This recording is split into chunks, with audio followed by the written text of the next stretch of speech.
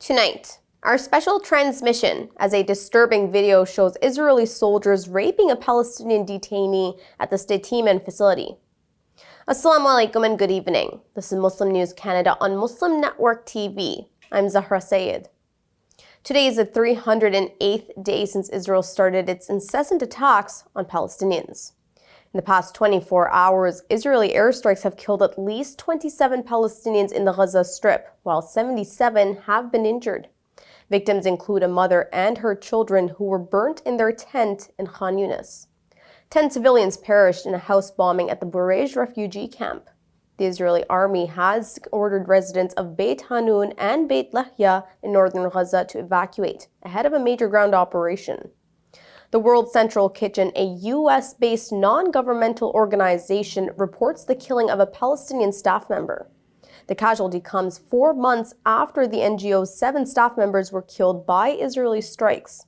The World Health Organization warns of significant hurdles in preventing a polio outbreak in Gaza. The clean water crisis is intensifying, exacerbated by the destruction of water resources by Israeli forces. In Khan Yunis, over 70% of the city's wells have been destroyed. Israel has revoked the accreditation of 8 Norwegian diplomats. This comes in response to Norway's recognition of a Palestinian state and critical comments by Norwegian officials. The death toll from Israel's war is alarming. Since October last year, Israel has killed at least 39,699 Palestinians. 91,722 have been injured. A report published in the British medical journal The Lancet says the death toll could be as high as 186,000. Israel is accused of genocide at the International Court of Justice, where the court has ordered Tel Aviv to immediately halt its military operations in the city of Rafah. Israeli media reports Jordan, Qatar, and Saudi Arabia have turned down the United States' request for their troops to join a peacekeeping force in Gaza. An Arab official says these nations oppose the deployment, fearing it could be perceived as protecting Israel from the Palestinians. In contrast, Egypt and the United Arab Emirates have shown a willingness to engage in the peacekeeping mission.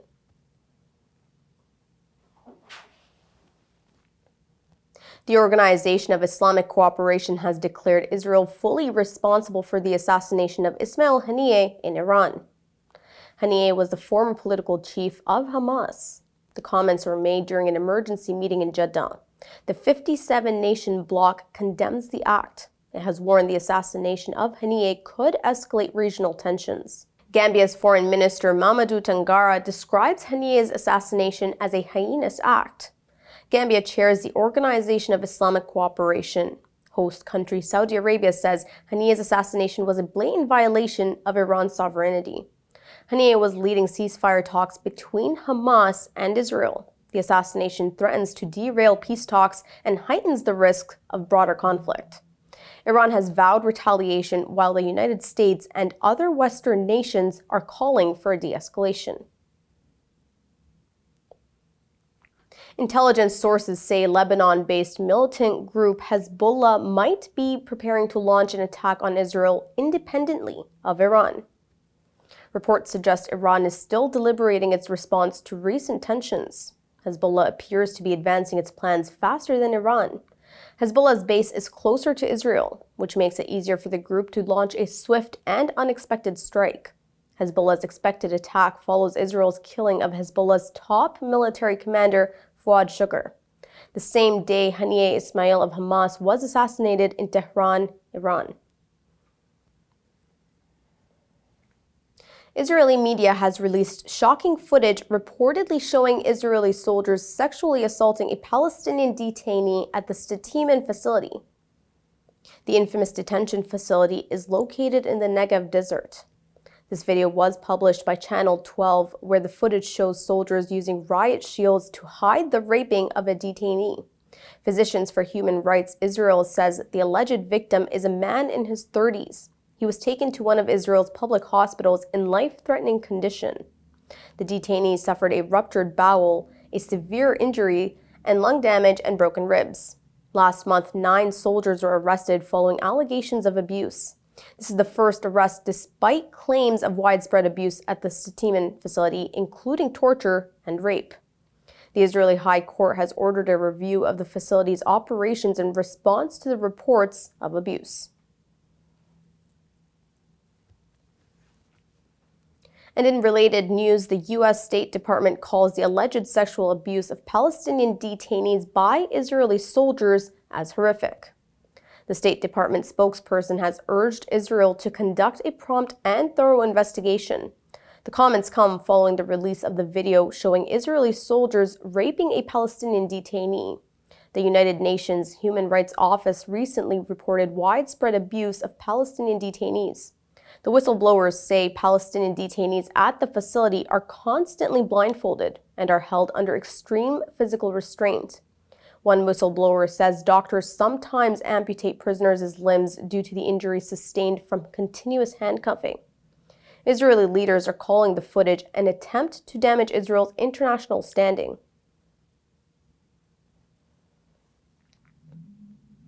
Israeli Deputy Mayor Araya King is facing backlash for allegedly inflaming race riots in the UK. King works to settle Israelis illegally in occupied East Jerusalem by evicting Palestinian families from the Sheikh Jarrah neighborhood. He has posted inflammatory content suggesting that recent UK anti-Muslim riots are part of a Muslim conspiracy. His posts include a cartoon implying that Muslims are overtaking Britain. The post has been condemned by Jewish news and other critics. Critics say the post promotes far-right narratives and Islamophobia. Rabbi David Mason and journalist Aaron Bastani have denounced King's actions as attempts to incite further unrest. King has a history of controversial statements and actions.